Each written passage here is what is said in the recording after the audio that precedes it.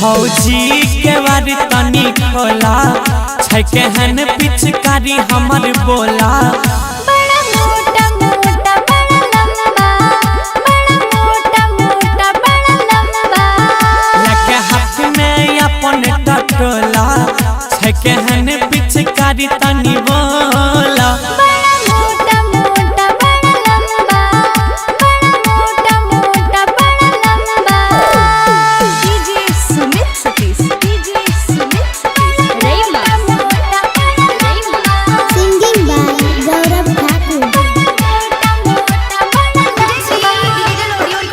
किया डरै छ हो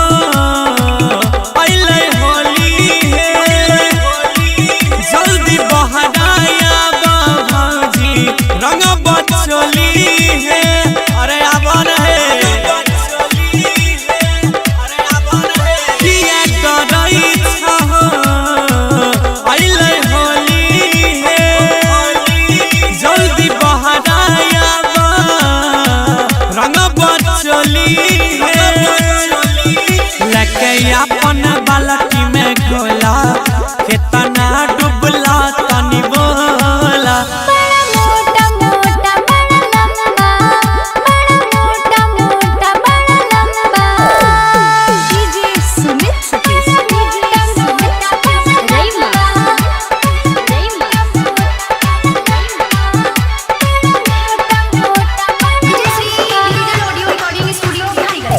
भौजी बतिया